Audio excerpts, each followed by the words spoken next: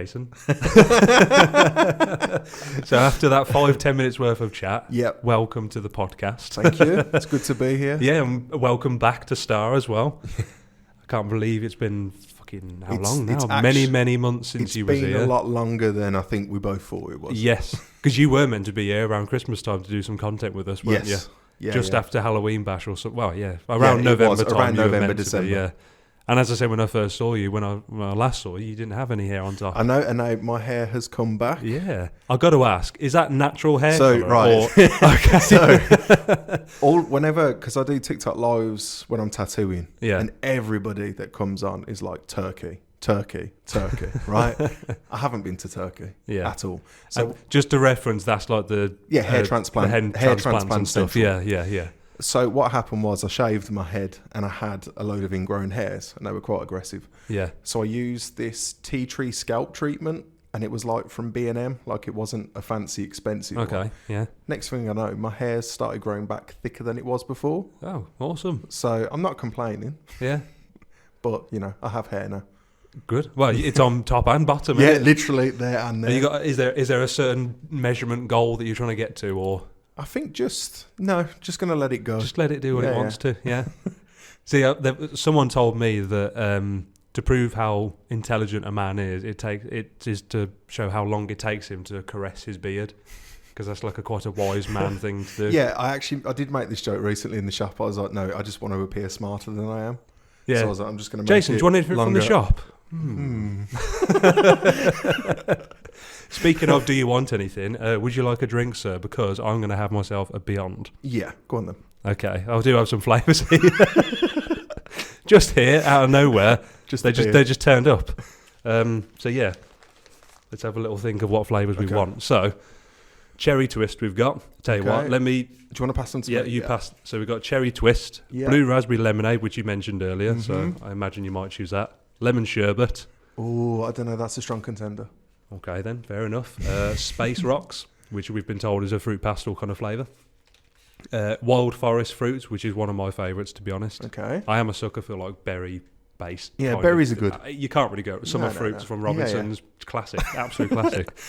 Mango, pineapple, and blood orange. Yeah. What's this one? Strawberry and watermelon lime. That's quite nice.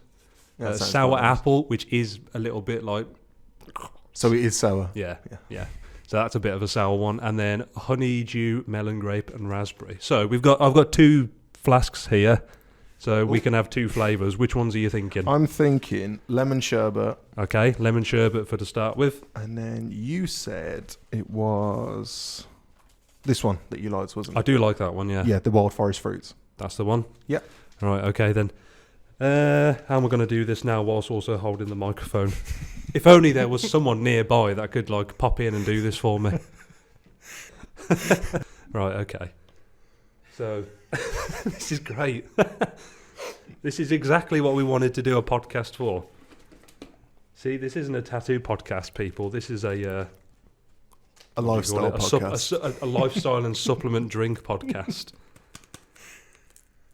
Just to plug Beyond a little bit, if you've never tried this before, because No. I think when you were last here, we didn't even have them, did we? No, I don't think so. Okay, well these are very good alternatives to like your sugary energy drinks and Red Bulls and all that kind of stuff, and coffee as well. I mean, coffee's great, so I don't know whether you'd be able to completely replace it, but if you wanted some nice kind of like cold-based energy drink, I would recommend these. Okay. Mix it with water. About 500ml, something like that. Typical kind of shaker, really. And literally just give it a good old shake. Full of nootropics, full of green. Is it green? I can't remember this next bit, how it all... Green coffee bean extract. Green coffee bean extract. So it's not like a, like really energetic caffeine high and then suddenly, I've crashed. Yeah. Like this is quite It's a nice... a gentle, brings brings you back down. Yeah. And although when we first started talking to these guys, that was like a bit of a selling point, and it's like, okay, let's test it first. I do think that is true. Like, Okay. I don't have like a bit of a crash after this, whereas coffee, you do sort of have like a bit of a, you get that kind of headache, deflated. Yeah. When you come back down. Yeah. Wild fruits in this one, so bit of ASMR for you as well. Right, that's mine. Jason? Thank you. There we go. Lovely. Oh, I tell you what, for the moment, we'll leave it at that, and then we'll do the lemon one afterwards in the second half then. How about that? Yeah, perfect. Lovely. Right. Thank you very much there, Connor. Little plug there for Connor. Doesn't like to be on the camera, but he's the man behind it. Chin chin. Right, cheers. So, Jason, how's life in the tattoo world for you right now? It's good. Yeah? Yeah, good. I can't complain.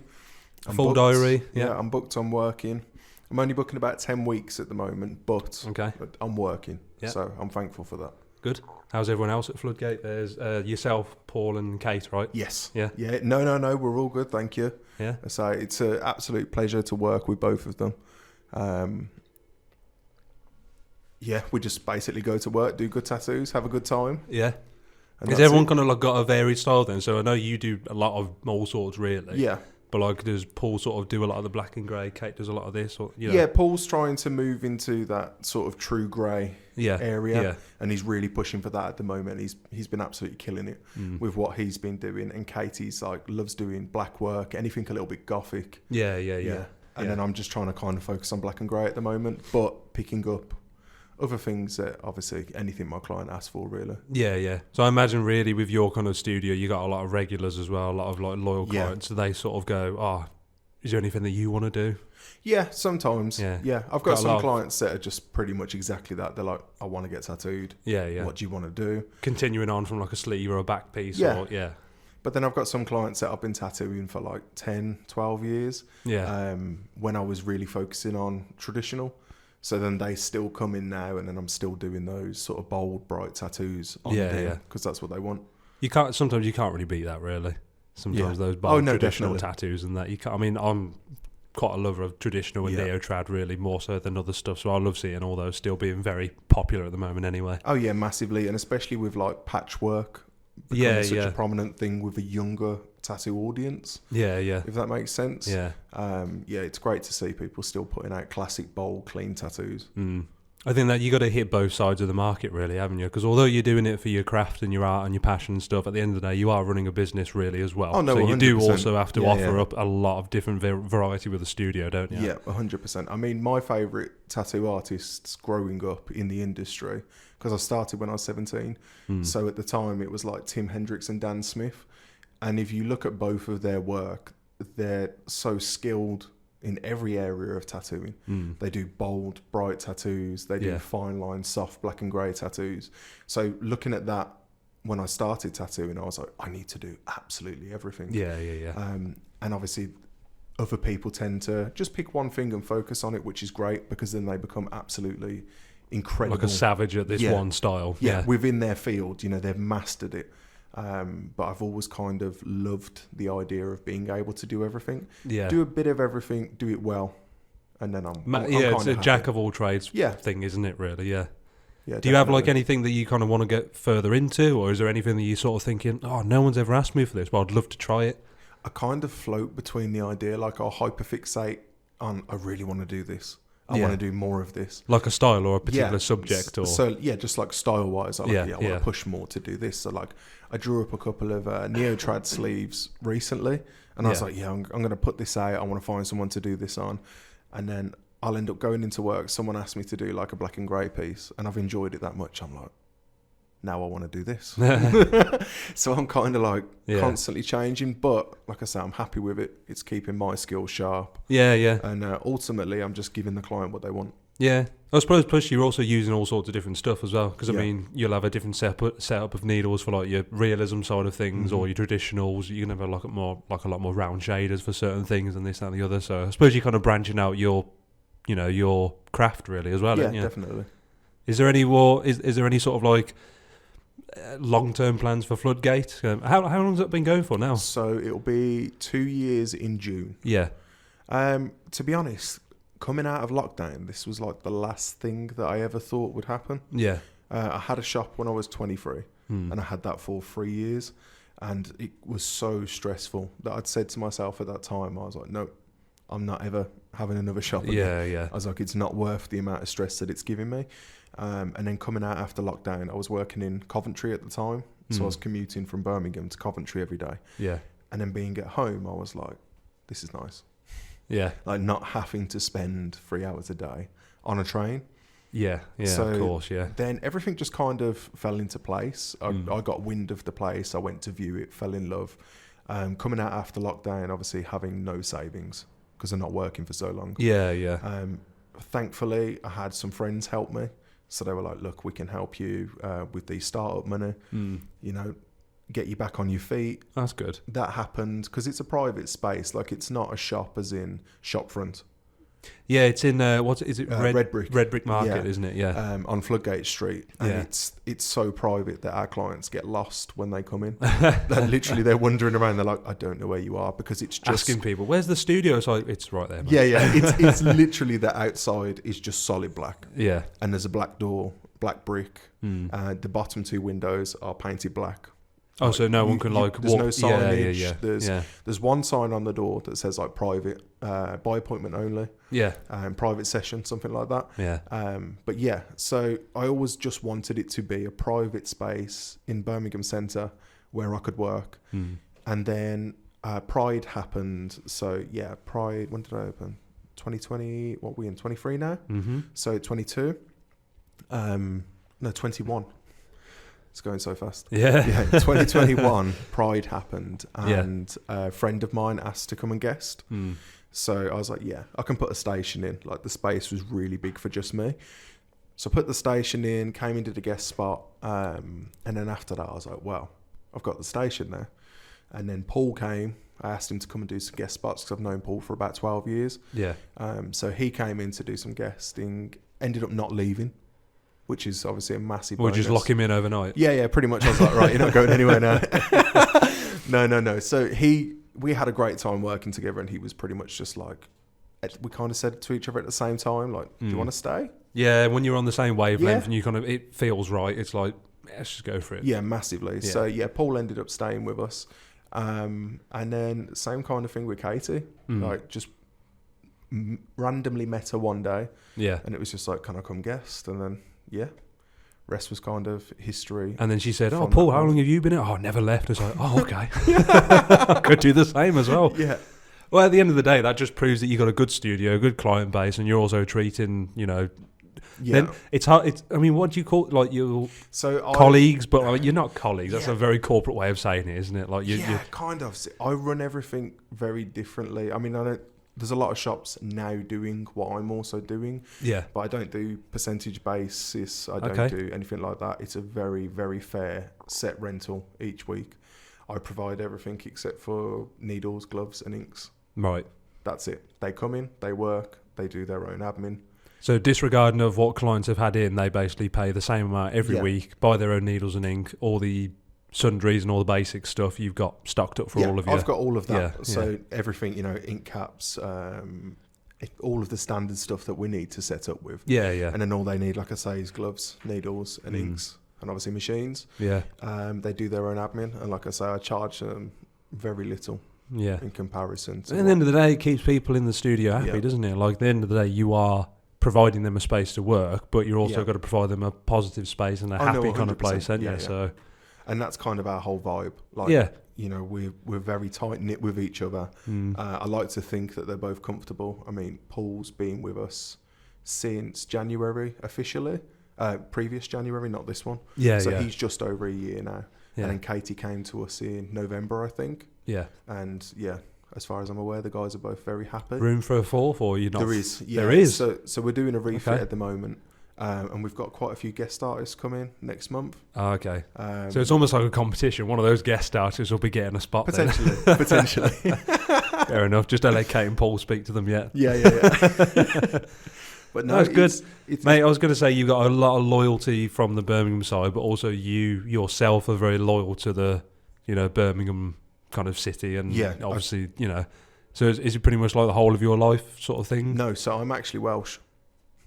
Okay, cut the podcast. Cut the podcast. No, so I was born in Newport. Yeah. And then I moved, funnily enough, to Redditch when I was about 6. And then from Redditch we moved to Birmingham. Yeah. And then I've been there ever since. But so how old was you when you went to, like, teenager or? No, maybe like 7, 8. Oh, okay. So I wasn't in Redditch long. Oh, okay. You realise what yeah, mate. long enough to remember it. Yeah, but then moved to Birmingham when I was about 7 or 8 years old, Yeah.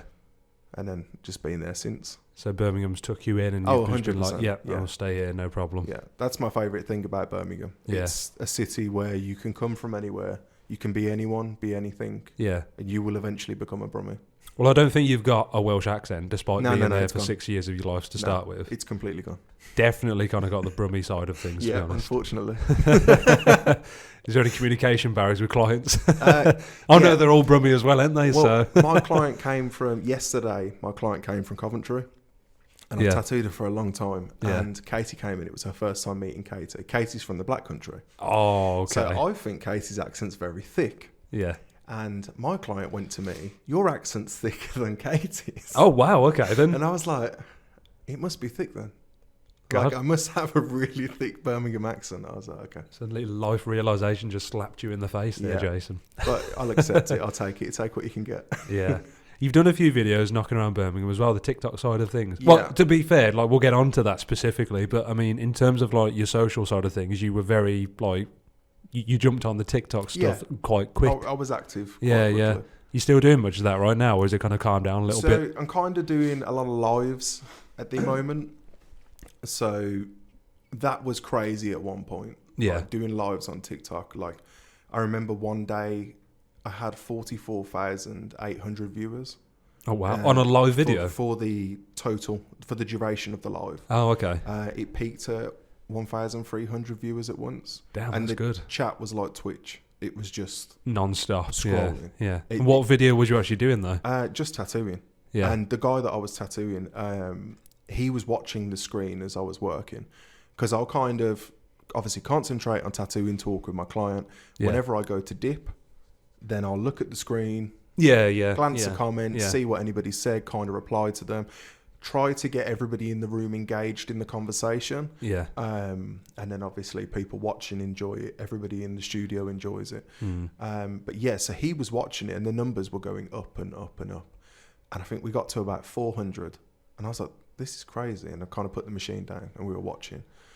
I was like, it can't go to 5. I was like, no way can it go to 5. And he was like, it can. Yeah. And then we were kind of friendly, sort of going back and forth between each other. And he was like, no, it'll go higher. And I was like, no, it won't. And then it went up to 6, 7, 8. And then when we got to 900, I was just like, I Yeah. can't believe this. Yeah. Like, this is mental. And then we hit 1,000. And when we hit 1,000, we almost completely forgot that we were tattooing. So machine was down at this Between point. like 500 and 1,000, you're just there like, here's another one, that's yeah. another one, and me, another one. Me and Ben were just like, this is crazy, like going Yeah. mental. And then it went up to 1,300. I gained 1,000 followers that day on TikTok. Very just from that moment. It was nice. insane. So obviously with that sort of thing, it was like a good spike of views and stuff, Yeah. but was that just like from content talk now? Was that just like Yeah. a one-off sort of thing, or did you No, just... so after that then, so prior to that, I was kind of hitting like maybe 200-300 viewers at once. On the live videos? On the live Yeah, videos. Yeah. And then that would kind of be where it'd peak out. Yeah. TikTok, I found lives with TikTok for tattoo artists. You come in to a little bit, it drops, then it'll come back up again. Yeah. So you kind of need to stick with it, if that makes sense. Right, yeah. Consistency is key, isn't it? Yeah. And Yeah. then after the 1,300 viewers at once, I'd log on, turn it on, because sometimes I'll do like morning setup. So I'll just put the live on, obviously set my station up and chat to everybody in the morning. Yeah. The day after that big day, I turned it on and there were 400 viewers within 30 seconds. Oh, And I was okay. like, wow. That's cool. Yeah. Like No this, pressure though. yeah, like this is a lot. But it was crazy because off of the back of that, I had clients start traveling from like Lincoln, Leeds, Sheffield. Oh, that's awesome. They were just coming from all over. Yeah. Like it was nuts. That's good to hear though, because a lot of people do sort of put out content, they do things adventurous, and it's like, that's great for numbers, but like, has anything physically been fruitful from it? And to hear that there's people that Yeah. are like, I saw your live video, I saw this, that and the other, I'm coming to get tattooed by No, you. Like I've got some clients that they never chat on the live, and they've got in touch. And like one lad, he literally said to me, he was like, every time I have my lunch break, I sit in the canteen at work and I watch you tattoo. Yeah. And he was like, I do it every day. He was like, I needed to come and get tattooed by you. That's sick, that is. And I was like, that's a great feeling. Because Yeah. my kind of mindset with it is, I know a lot of tattoo artists are struggling with the idea of doing content, but there's so many positives that come from it. Like, I know straight away that everybody that I tattoo now who comes to me through content Yeah. already knows what I'm about. Yeah, they've got gets like my a bit of an sense intro humour. from you and that. So if they kind of vibe with me, I'm definitely going to vibe with them. So I've Yeah. kind of eliminated that awkwardness, you know, from getting people in that you've never met What before. sort of kicked off the whole, doing the live videos and doing TikTok and doing all these? I mean, you've done. We were talking about the live videos Yeah. whilst you're tattooing, but you've done all sorts of different videos, like talking to people about their worst tattoo and all that Yeah. kind of stuff. So, like, or the best tattoo experiences. But what was the sudden, spike of interest that made you think, yeah, I can do that. I'm going to give it a go. I just kind of started looking at other tattoo artists, mainly in America, that were doing content. Yeah, Like little skits. yeah. And I recorded a couple of skits first, and they didn't do numbers. They kind of did about 400 views when I uploaded them. But the people that I'd sent them to, other tattoo artists, they were like, I love these. These are great. Yeah. Like, they really enjoyed it. Yeah. So that kind of spurred me on. And then I was like, right, what can I kind of do from here? And I reacted to one bad tattoo. And then I found a video of a tattoo being removed with a skin graft. Yeah. So I recorded me watching that on my phone, and then obviously edited the actual video into it as well. Yeah. That one blew What up. was that, like the green screen of the video behind? So But this was before the green screen. Oh, okay. This was Yeah, like yeah, the 'cause I remember you early said that. parts of it. Yeah. So I uploaded that, and then within probably 2 hours, I'd had 10,000 views. Shit. So I was like, right, okay, this is something. Yeah, Like, yeah. I've never, using Instagram since like 2010, 2011, I've always struggled. Like, I've got to a point where it's like 2.5K followers, and then it just stagnates. Yeah, yeah. And like, I've never known how to push on Instagram, if that makes sense. Yeah. And then starting using TikTok and starting to see immediate results, I was like, this is it. Like, straight away, I was like, this is the platform that I need to be using. So when the videos started working, then I was doing more and more. And it was actually my friend Jack. He said to me, he came up with the idea for the street interview. Because at the time, people were going out and doing like, what are you listening to? And they were putting the microphone in people's faces. And those videos were getting millions of views. So he literally messaged me, and he was like, you need to go out on the street. And he was like, you need to record this video. So straight away, like, I think like 2 hours later, I texted him the rough version of it, because we were at work. I think I had only an afternoon appointment, so I had the morning free. Yeah. And I literally just went outside, sorted it out, uploaded that video. That's on 500,000. So it's 556,000 views now. On what? On Instagram? On TikTok. On TikTok? And that was the What's Your Worst Tattoo. Yeah. How long a video was that, roughly? Like 2 minutes or so? Not even that. Yeah. I think it was about 36 seconds. Fuck, really? Yeah. That's why it hit so many. It was nice, quick content, wasn't it? It was nice, quick, rolled. Yeah, it yeah. helps that the captions, it took a while in the edit to manually put the captions onto the screen, but ultimately it was worth it, because off the back of that, then that blowing, I got more and more followers. Yeah. And then once you hit, I think 1,000 on TikTok, that's when you can unlock live. So you can't. Oh, I see. So you can only do TikTok live when your account's 1,000 followers plus. Yeah, literally. So I got to that point, and then that's where that side of the journey started. But yeah, so since then I've done, following from that, I tried different pieces of content to kind of see what I could come up with. What works, what doesn't. Yeah. Did you ever find any moments where you're like, oh, this is a bit too cringe, a bit too cheesy for loads me of now? Yeah. Loads of them. Like most of them. Most of the videos, recording them, I was like, no. What am I doing this for? Is weird. Yeah. Like, I'd film it or feel silly filming it. And then I was kind of telling myself, I was like, the only thing that's stopping me from doing all of these things that I'm thinking about doing is me. Yeah, of course, yeah. The one part of you goes, yeah, you can do it. This is going to be a sick little video. Even if no one likes it that much, it'll be fun to... And then the other side of you goes, oh, what's the point of doing all this? Like, why am I wasting so much time? But until you do something and put it out there, and then you suddenly go, oh, people like this sort of 100% content. Then it's just that little voice that comes into your head, and it goes, no. Why are you doing this? Yeah. But I kind of looked at it. I think I gravitated towards using TikTok more than any other platform at the start because of how short people's attention spans are now. Generally. Oh, it's brutal. It's brutal. Sometimes you can be on there and like an hour goes by and you're like, I've literally just been mindlessly more. And that was the thing that spurred me to do it, because I thought to myself, I was like, well, if I look like a fool, if I make a video that other people watch and think, what's this guy doing? Yeah. 2 videos down, they forgot about me. Very good point. Yeah, like that was great, that was the driving force. And if they go, oh fucking hell, I can't believe that. Yeah, I'm going to send this to my friend. Thank you for sharing the video. Literally, yeah. And that's back to that, like, you attract your tribe through your videos. I say, that's what's happened with me. That's how it's worked. Yeah. You know, I've put myself into them. I like to think parts of my personality, and then clients have seen it and gone, yeah, I want to get tattooed by you. Yeah, yeah.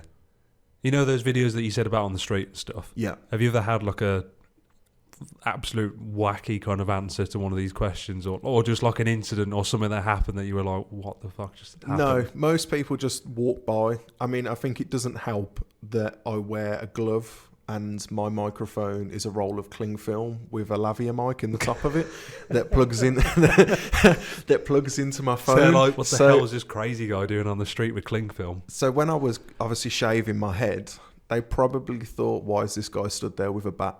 Like, he's got tattoos on his head, on his face. He's now holding a blunt object. Yeah. Have you ever had like an absolutely shocking answer from one of these questions? I mean, surely there's got to be someone that has said, oh, I'll tell you this is my worst tattoo, or... Just shocking tattoos. Yeah. Like, just bad tattoos. There's a lot of them. Yeah. I've got lots. I think as a tattoo artist, you're going to have a bad tattoo somewhere, aren't you? 100%. If you don't, then you've not done it right. Yeah. I started getting tattooed when I was quite young, so... You was tattooing when you was very young? Yeah. I think like 17. Oh, when you first tattooed. Getting tattooed. Yeah. Oh, okay. Then what was the first one? Then do you remember? Yeah, it was a swallow on my ribs, an outline. First one on your ribs. Yeah. Because great decision. My mum had gone on holiday for a week. Yeah. She'd left me money for food. Food. Right. So I said to my friend, there was a tattoo shop that I knew that I wouldn't get ID'd at. Yeah. So I said, right, I'm going to get a tattoo. Yeah. And I literally looked on Google on my computer. I found this very emo swallow, like a dead swallow upside down, and I just took it in. I was like, how much for this? And he was like, £90. I was like, how much for the outline? Just the outline? Yeah, just the outline. He was like, 30. I was like, yes, done, let's do it. That was all the money that my mum left for me. Yeah. And I'll never forget, he was a big biker, and there was another big biker tattooing another big biker in the shop, and he called me over, and I lay on the bed. And just before he started, he turned to the other two and he went, are you ready to see a grown man cry? And I lay there thinking, dude, I'm a child. Like, I'm not even 18. I was like, I'm a kid. Yeah, I'm a kid. And you are about to make me cry. God. Get it on camera, Dave. Get it on camera. This is going to be great for TikTok. A bit too early on. But I was going to say, dude, we have a little something for you. Talking of age. Da, da, da, da. I'm not going to turn around just yet. Happy birthday to you. Look at this. Only the best here, mate. Oh, thank you. Happy birthday for tomorrow. Obviously, you. This is pre-recorded, but obviously your birthday is tomorrow. So from Star, happy birthday, Thank Jason. you very much. Right, I'll blow these. You got to make a wish. Come on, and the smoke alarm goes off. Oh, no, thank you, guys. I really appreciate that. We shall have some of that cake during the, when we finish this podcast. Yeah, that's so nice of you guys. Thank you. But yeah, we thought to ourselves, you know what? Let's give this guy a little bit of a treat. So, no, thank you. Katie actually gave me the present that she got for me yesterday. And it's a doll that we all saw. And it was like, it's like a piss take doll, and it said Mr. Wonderful. Okay. But he was like wearing a shirt, trousers, the same sort of boots that I wear. Yeah. And he had like slick back hair. Yeah. So Katie glued cotton wool to his face to make a beard. Yeah. Drew all of my tattoos onto the doll. Brilliant. And was like, here you go. It's a mini you. Yeah. I hope he's standing tall in the studio somewhere. He's just there on the side of my workstation. Nice, that's good. Any plans for your birthday, or is it a case of I don't care anymore? Not on my birthday. I'm going to see Henry Rollins on the really? 2nd. Yeah, he's at Birmingham Town Hall. Oh, that's all. Yeah, I remember his tickets. I wanted to go and see that, to be fair, but I was like, I had too much going on this weekend and stuff, so I was like, all right, no worries. So I'm very excited to see Henry Rollins. It's Black Flag, isn't it? Yeah. Do they still carry on, or is that ended now? I'm not too sure. I know he's obviously he's still doing stand up. Yeah. So that's his stories when he tells his stories. Oh, it's amazing, isn't it? Incredible, insane stories. Yeah. So I'm very much looking. I loved him forward in to Sons of Anarchy as well. Yeah, of course. Yeah, I always forget that was he was really in cool. That was. Yeah. Yeah. He's done lots though. I mean, like he's been in Black Flag, obviously. He's done all sorts of acting, the stand up as well. But the only thing is with those sorts of people is that they don't float around the UK and Europe too often, do they? And I was kind of, because it's Henry Rollins, obviously he's getting on a bit now. So I was like, this might be one of the last chances that he will it's tour. true. It's true. Yeah. You know, so I mean, Ozzy Osbourne's just like that, isn't he? Yeah. Literally, if you get the chance to see Ozzy. I've seen him before at Download Festival, and also when he did Black Sabbath in 2012, 2013 or something. Yeah. Since then, obviously, he's tried to do all these tours and that, but have been delayed, rescheduled, delayed. He's always had health concerns and stuff, and it's like, yeah. It's a shame, but at the same time, it's like, you can see on stage, like, he's not... Oh, 100%, yeah. He wants to, and everyone wants him to, but it's like, can your body really do all of that? Yeah. Well, it was like the end of the Commonwealth Games, because they were in Birmingham last year. Yeah. Obviously, I don't think anybody could have seen it in hindsight, but I think it was like £12.50 a ticket for the closing ceremony, and Black Sabbath played. Like, could you imagine seeing Black Sabbath for £12.50? God's sake. In Birmingham. A pint costs that price now for a gig. Yeah, literally. Yeah, God. Yeah, but Ozzy's one of my favourites, to be fair. And plus, obviously, like, the Birmingham thing is like, you know, the statue of him. Or no, it's not a statue. What is it? It's like the bench or something on the bridge. The benches on the bridge, yeah. And then there's a couple of murals in Digbeth as well. Yeah, that's it, yeah.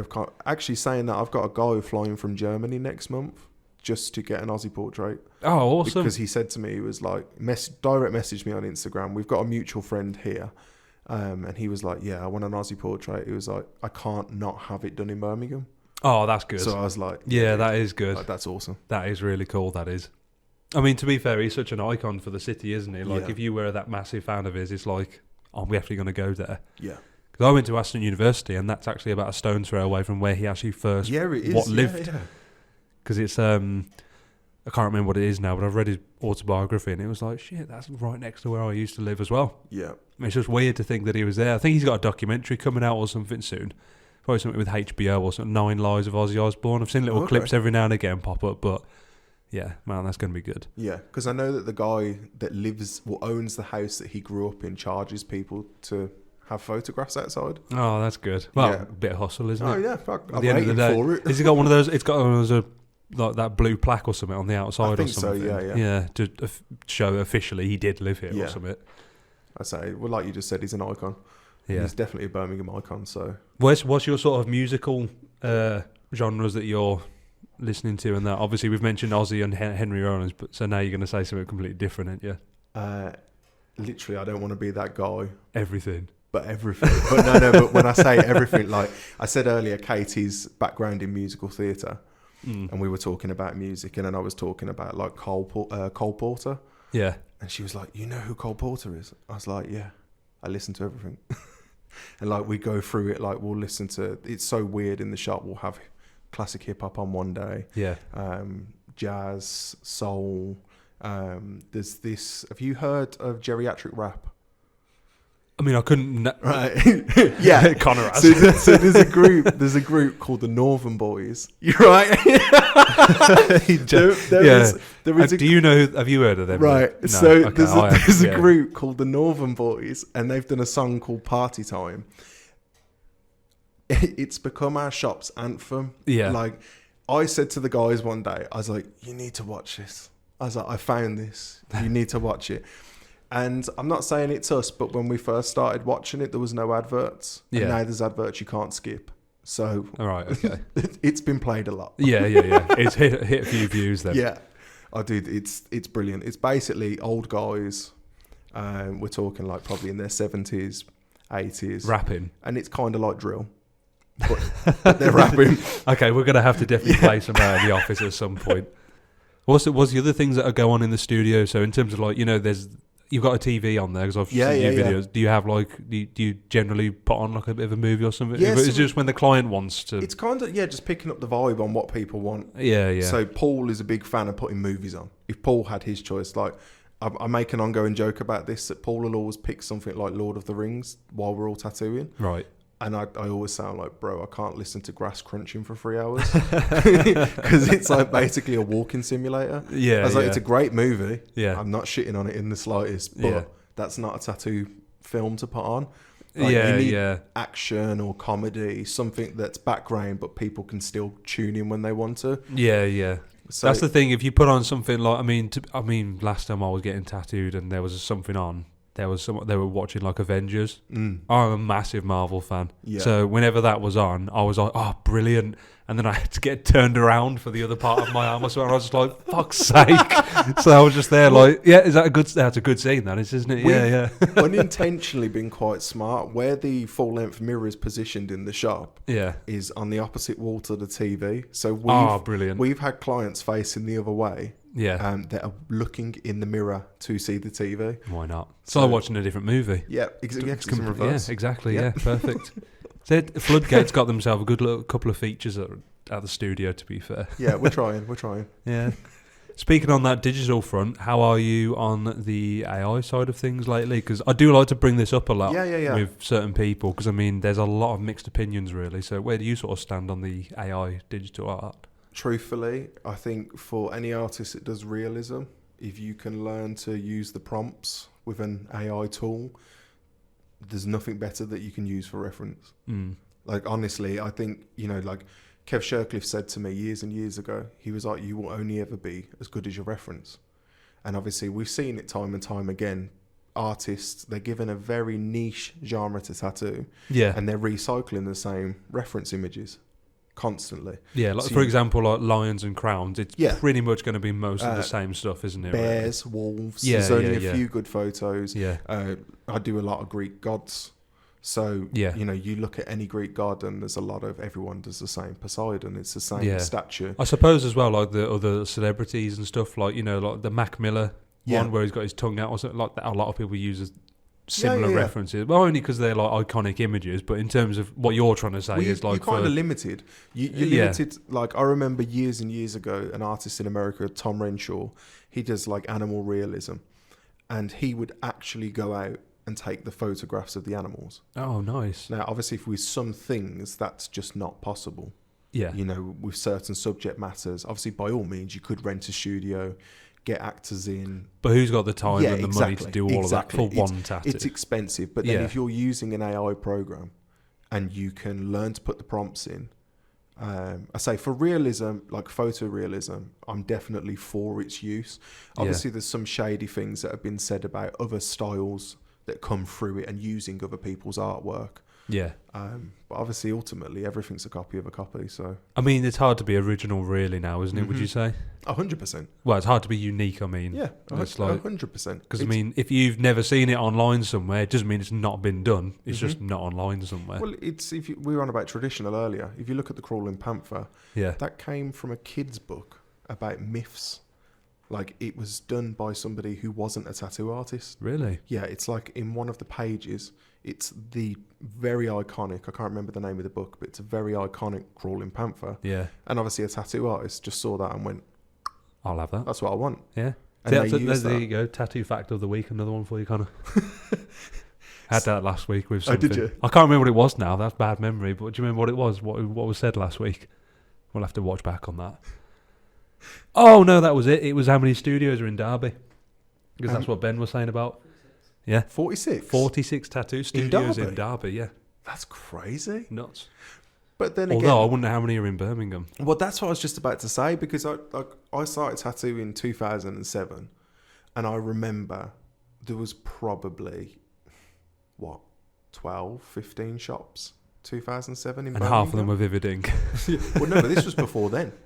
So, 2012. Yeah, so this was before then. This was like 2007. So I remember, like, I'm from South Birmingham, so I remember there was one in Cottridge. Yeah. There was a Spear in Kings Heath. Dawn hadn't even opened Painted Lady at this point. She was still at Modern Body Art in town. Yeah. That's where my first tattoo came from. Modern Body Art. Yeah. It's Grace. Can't remember her last name. Well, she was called Grace anyway. Yeah. I don't know where she works now. If she hears this, hi. But yeah, my first one was Modern Body Art. But yeah, I don't know why that was the one really. It was opposite where I was at university. But prior to that, my brother and me actually picked that studio for just. Yeah. I think it was just because it was like reviewed really well. So. Oh yeah, for a long time it was. Yeah. It was so sad when they announced that because they've closed the shop now, haven't they? Yeah. And it was so sad when they announced it because, like, I remember when I was an apprentice learning to tattoo, I went into that shop and I bought Joe Harrison's sketchbook. Really? Yeah, because like I saw online that she'd posted, you can go buy it. Yeah. And I remember being young.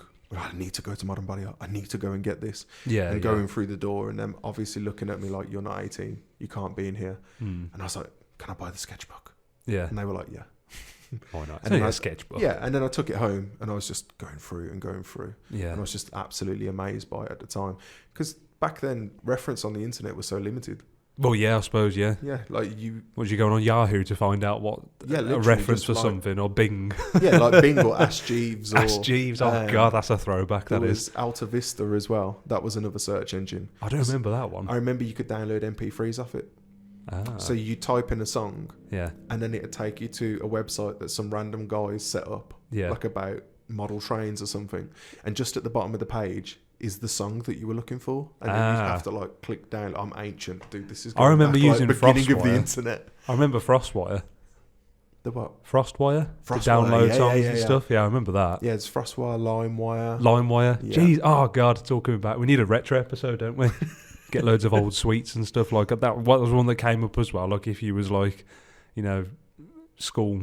Walking to the post office and stuff, and they had all these like sweets that were on there. It's like, oh man, they're not around anymore. But that's such a hit in the feels, and that is. Yeah. Do you reckon there'll be something like that in tattooing? Like fast forward 10 years, or even now, you could go remember these or something, and it's like remember when everyone used to use these. Do you know what? I went to message you guys the other day because I was clearing out a load of paperwork in my house, and literally a needle in a package, a star one.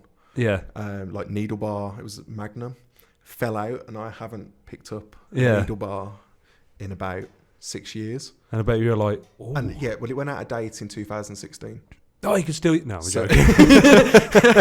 But no, it went out of date in 2016. So I was like, how long have I had this? Yeah. Like if that was the expiry, like how long have I? There's not like an invoice or a receipt attached. No. To it It was just for some okay. reason there was just this. It's still on my desk in my office now. Yeah. It's just a lone Magnum. The one that got away.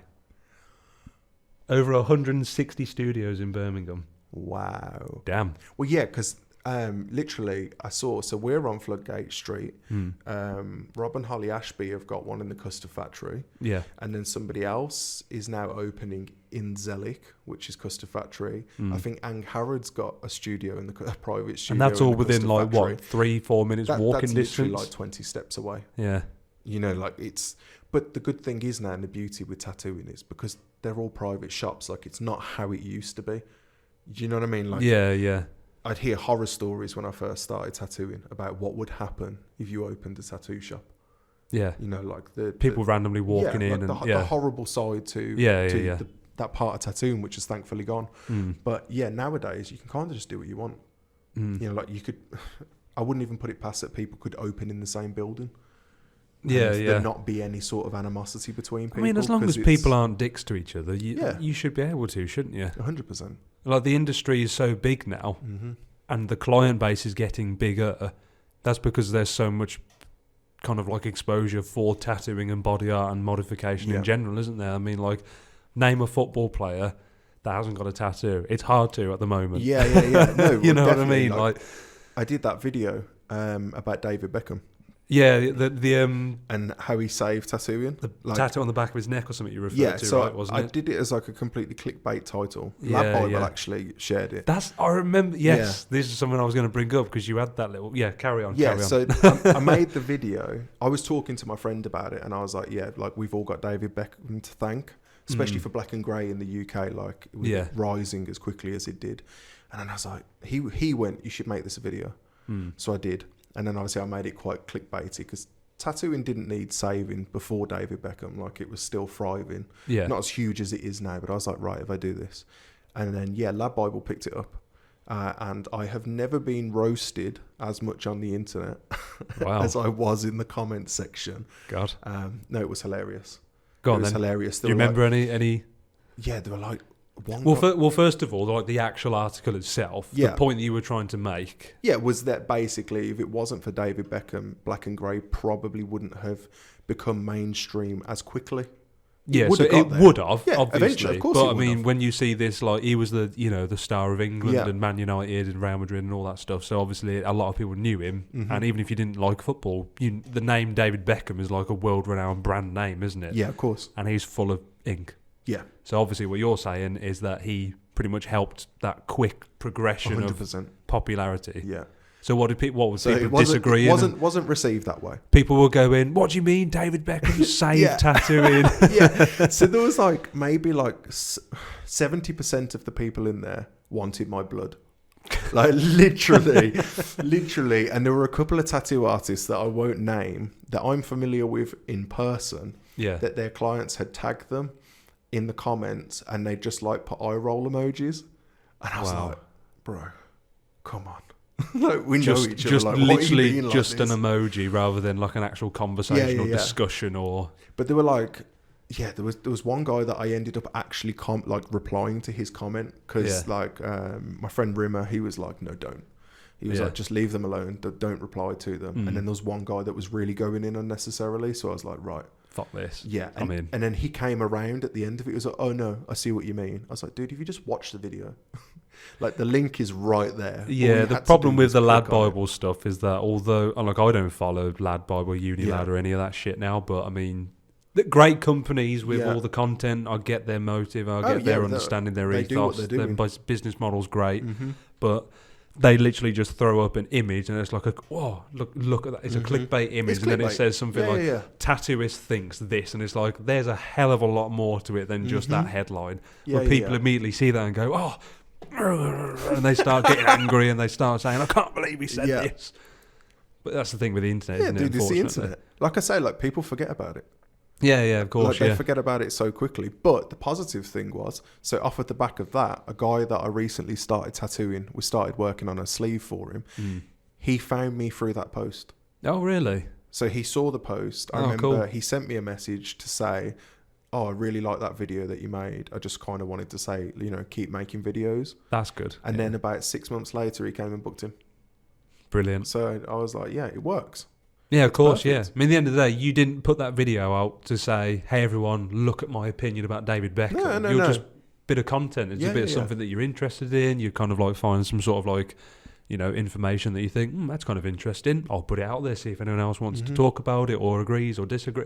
And from that, you get loads of people going, oh, I'm upset. I can't believe you've said that. My opinion means a lot more than yours. Yeah, And then you get some people that go, interesting. I'll Yeah. actually book in with this guy. He seems quite sound. yeah, that's pretty much it. Yeah. Yeah, it's just the internet.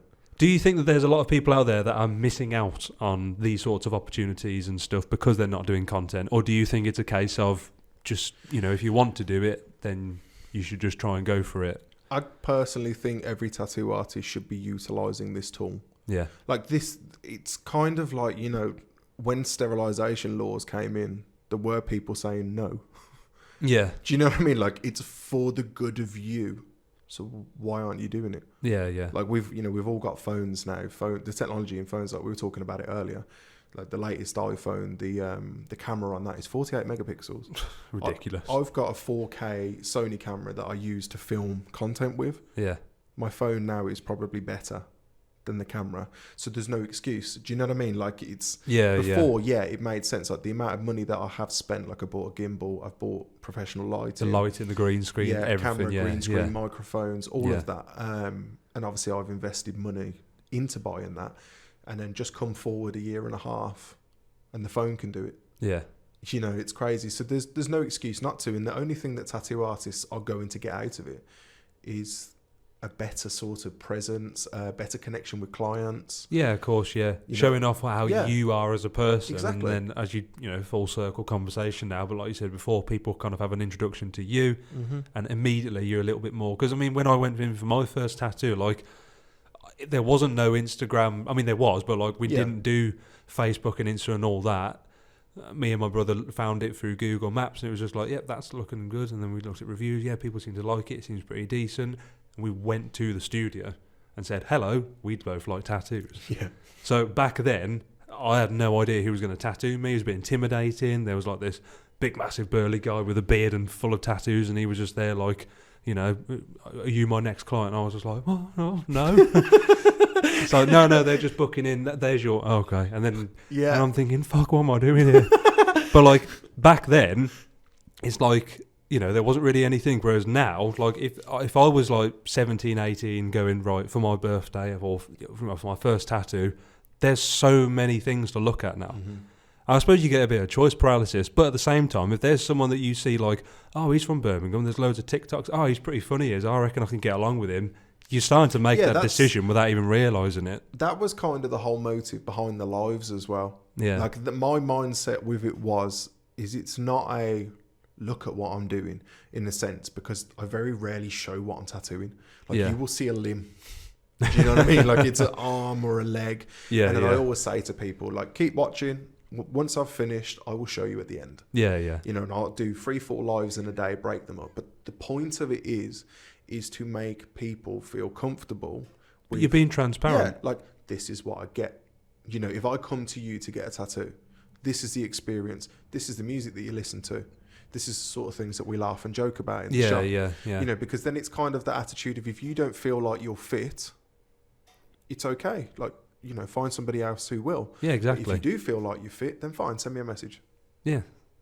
And I think that's the best way forward, really, because, I mean, there's nothing worse than walking into a place of a service and you're, I don't know whether this is good. You're having second thoughts, but you know that you want to get something here, but you're thinking, I don't know. So if you have that initial kind of like, let's check them out on social. Oh, they do loads on here.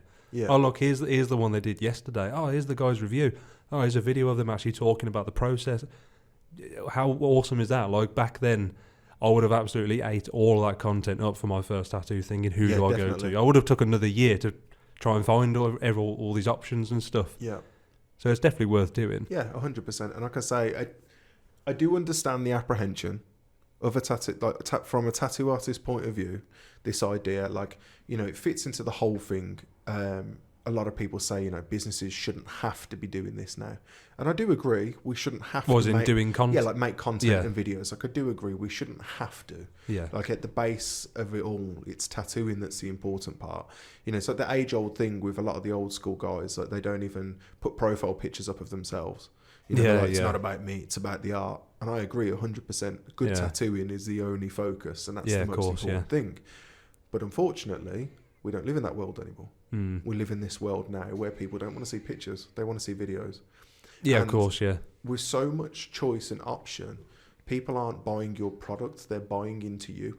Yeah, of course, yeah. Well, it's a personal service. You're spending 6, 7, 8 hours a day with someone 100%. Like this close, and it's like, if you're an arsehole and I'm paying you to be an arsehole for 7 hours in front of me, I wish I thought about this first. No, 100%. Yeah. But I say it to the guys at a shop all the time, I'm like, you don't need to copy what I'm doing. You find what works for you. Yeah, be yourself. It sounds cliche, but it's 100%. True, isn't it? Like, some people feel more comfortable. I see so many tattoo artists, they go up to the mirror, they'll say hi, and then they'll maybe I know Nick Im shows his Crocs off all the time. Oh, he his loves videos. Them. Like, Nick loves them. Crocs. Yeah. And it always makes me smile when I see those videos. Like, that's his flex. That's what he does with his. Yeah. And you find your own groove. You don't have to talk. You don't even have to put your face in there if you don't want to. Some of the best content out there is just very specific style to that person. Like, it's like a point of view sort of thing. So you can see their hands and everything, and you recognise their tattoos or rings that they've got. So massively. It's that person. But you don't have to be on camera for everything. No. But then if you're comfortable with it, you can. Yeah, of course, yeah. But I don't know. I suppose the best thing I could say to people in terms of like a tip for getting started is to just video yourself. If you video yourself and don't show anybody and get comfortable talking. Yeah.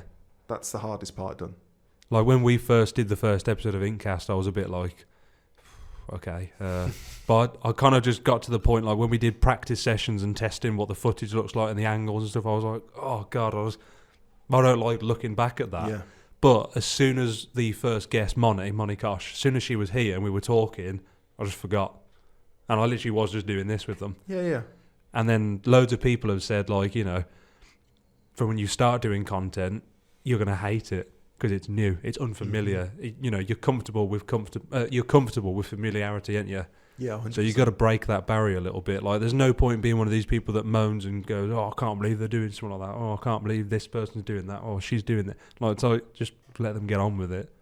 If there's a bit of jealousy and you're thinking they're getting loads of attention, why aren't I? Mm-hmm. It's like, well, at the end of the day, like, if you want to do content, you have all the start doing accessibility they do. Yeah, that's my point. That was exactly my point. Yeah, We all have the level playing field, isn't it? The option to do it. Yeah, but your phone's better than mine, Jason. Shall we have the other flavour of Beyond? Yeah. I still need to finish a bit of this one. Oh, I've sank mine, to be fair, man.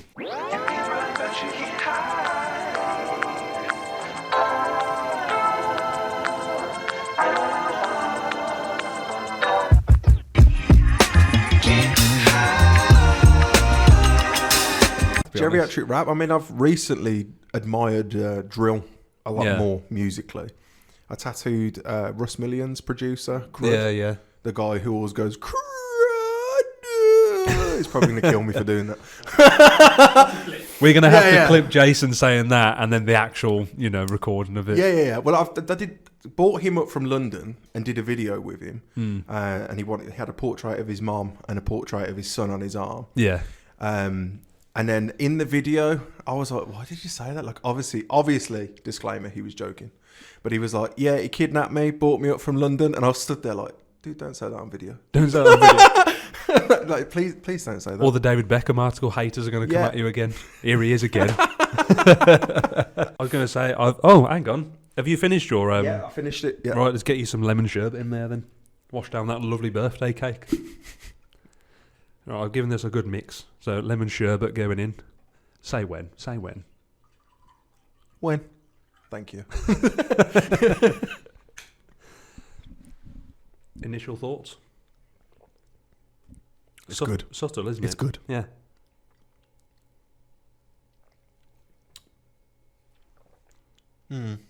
Yeah, I like it. Yeah. That's the... Luke and Connor both sitting there just like, no one's saying anything. They're just trying a drink. They're just sipping sherbet lemon.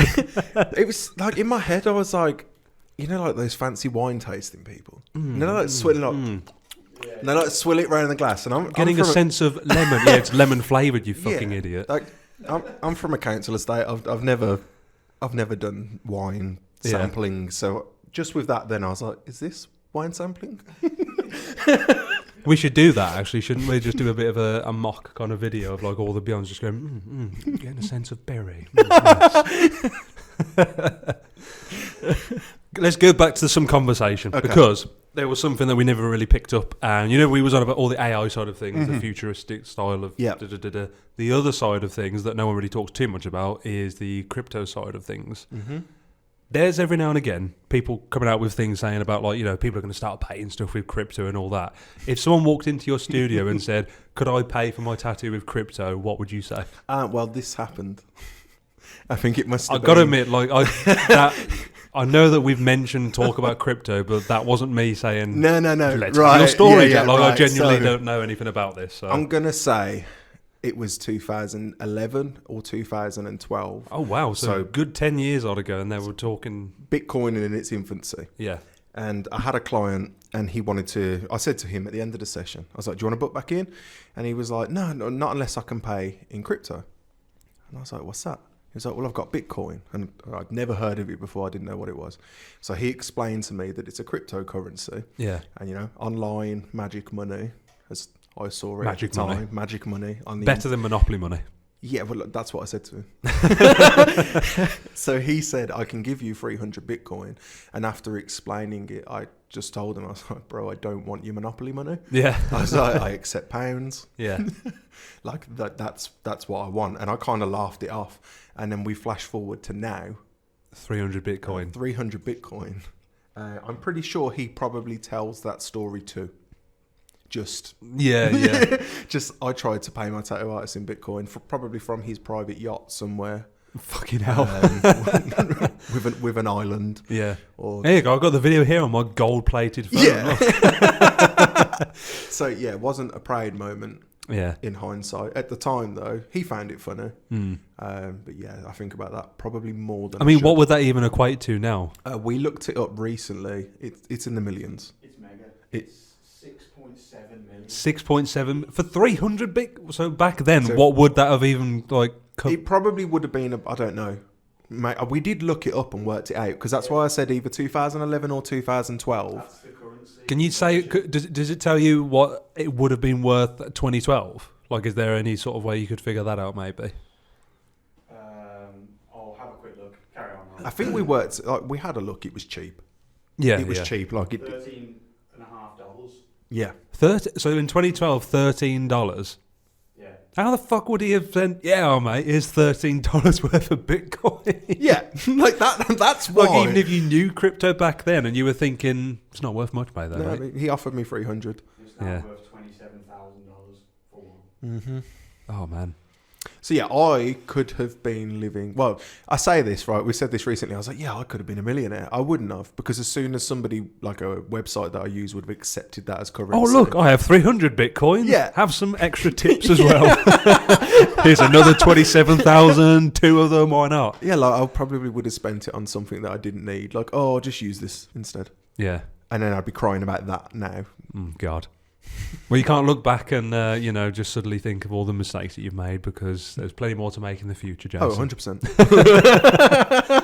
Is there something that are you in the crypto game or anything now, or are you No. because of that incident No. you're like fuck all of that stuff? I did, for a brief moment in time, I had an Uber driver who gave me a tip. So I signed up for a website and Yeah. I think I'd put like £100. I can't even remember what coin it was. And then I'd left it for about 4 months. And to be fair, it went up into basically my £100 became £300. Yeah. But then I used the money to get a load of artwork printed. Oh, okay. So I was like, yeah, just use it for that. Whatever. Yeah. Yeah, I'm not into that kind of sit there. And So you don't accept crypto at Floodgate at the moment? Not at the moment. We accept card. That's good. That's card, a lot of people use transfer, card. Yeah. PayPal. I'm going to say something that'll upset a lot of people. Oh no. I don't take cash. Ooh. And I know that a lot of people, cash is king. Yeah. I'm just like, no. I just transfer, PayPal. That sounds fair Card. enough. I mean, at the end of the day, look what happens with cash and, payments not being like invoiced properly and stuff. Yeah. It can get sticky, can't course it, it after a can. while? So And then everything's easier now. yeah, A yeah. lot easier. Plus, also like throwing cash around and stuff is like unhygienic as fuck, isn't it? So, Yeah, of course it is. So Yeah. card payments only is pretty hygienic for a studio, really. I Yeah, suppose. card payments, and I say transfer. Yeah. Yeah, digital. Do you accept birthday cake for tattoos? Yeah, Oh, yeah. Do birthday Okay, cake for tattoos. we've got a Bitcoin birthday cake. If you want to accept that. Have you ever heard of tattoo money? Tattoo money. Yeah. It sounds generic as fuck, but that is actually a real thing. Is it a crypto coin? Yeah, it's a crypto that I can't remember everybody's name, but I know that one of the guys involved is Max Newski from Poland. They've got some sort of like cryptocurrency, and it's called tattoo money, and there's like ATMs and stuff. I'm pretty sure. What? I should have done more research What do you before. do with it? Yeah. Any? Let's see what Google Like, says. where can you trade it? Well, I think tattoo some suppliers, some studios actually accept it in Poland as a tattoo as money currency for the tattoo and stuff. But I don't think it's very widely taken up at the moment. But I do know that was obviously something that they were pushing quite a lot a couple of years ago or so. That's Not crazy. sure where it stands at the moment, but it's like, the fact that there's a cryptocurrency out there called tattoo money, and it's like an actual thing. It's like this could be going in that direction a lot. Possibly. I mean, it's kind of like the Bitcoin thing. If it's cheap enough to purchase at the moment, it wouldn't hurt. Yeah, yeah. I mean, I tried to get into it with buying this particular kind of currency and all this kind of stuff, and it was launching today, and we're in a queue of 80,000 people and stuff, and I got hyped over it. Never got like the actual approval to get in and buy the currency or whatever, and then it's like, oh, whatever.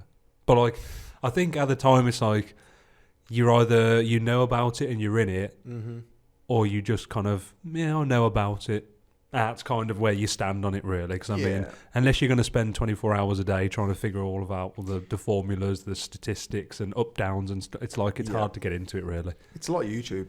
Yeah, absolutely, 100%. When we were all watching cat videos and do you know what I mean? Yeah. On YouTube in the early days. And Yeah. chocolate, Worst tattoo moments. That's what we've been watching. yeah, but like Chocolate Rain. I used to look at YouTube and I'd be like, I want to laugh. I'm going to go on YouTube. Yeah, I yeah. never would have thought that I should do tattoo content on YouTube. Then, could you imagine? Oh God, yeah. If you did it then, Yeah. what you would be now? You'd be like the Jake Pauls and KSIs of YouTube, but with yeah. tattooing. Yeah, I mean, someone's probably out there that's got. I wonder who's the biggest YouTuber in the tattoo industry. Yeah, like most sub to. I mean, you're gonna have the likes of like Inks Mag and all that kind of the big branded kind of like. Yeah, you know, but as an individual person. that would be a very interesting one to find, really. Because I mean, there's loads of people out there like Chrissy Lee, for example. He does a lot of time lapses of his videos. They're really cool to watch. He's got a fair few thousand of subscribers and stuff. But I mean, trying to think of like. You know, the different types of content. I mean, we're trying to push the YouTube shorts and stuff like that because that's picking up a lot as well. Yeah, YouTube shorts are great. Yeah, Facebook Reels are becoming like a big, massive thing this year as well.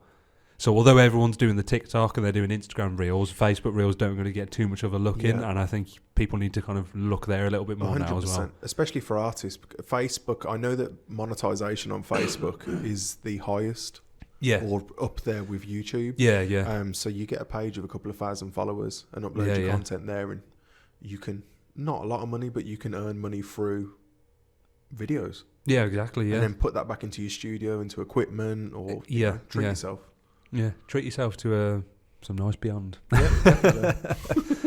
I was going to say, is there anything else that you want to sort of pick up at the moment? I mean, I know we've gone through quite a lot today already, but is there any sort of particular topics you quite strongly thought of or thinking about? Or because I know you're doing a lot of your content and stuff, but I mean, is there any sort of like,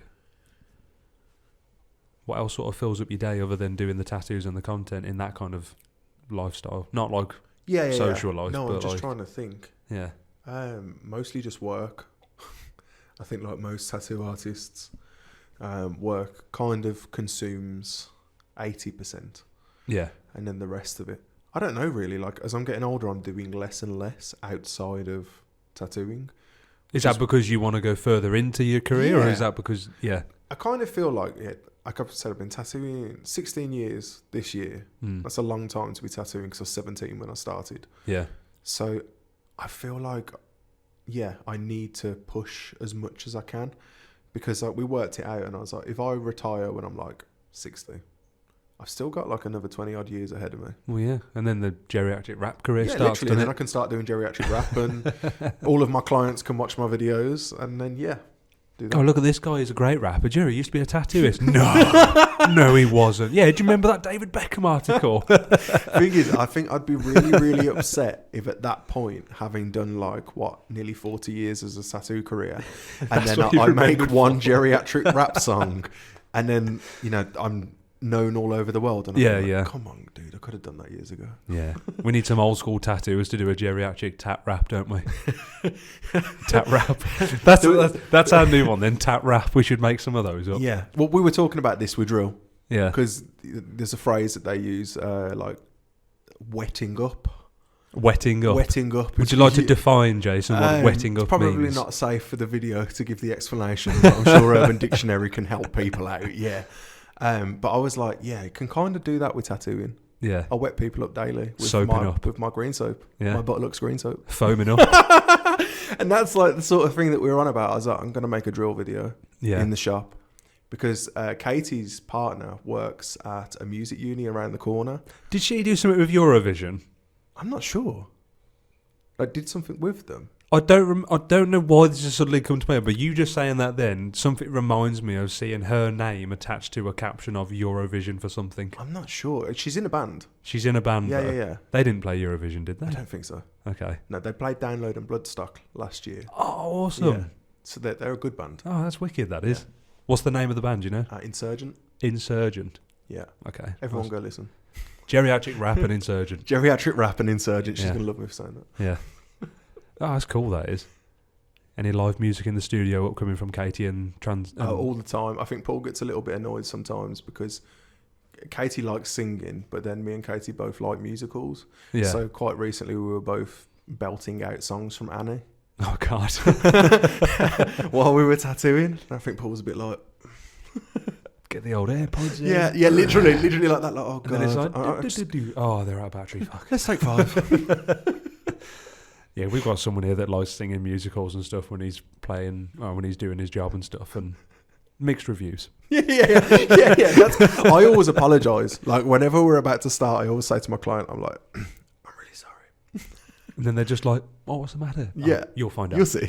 You'll see. You'll see. Yeah. See. Yeah. You can carry on watching that movie in the mirror, but, you know. You're not going to hear it. You're not going to hear it. I'll put subtitles on for you now. Yeah. Jason, I think we've gone through enough, haven't we? Yeah.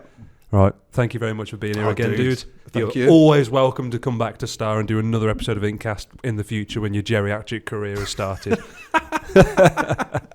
Oh, no, thank you. No, thank you Really for being here, appreciate dude. it.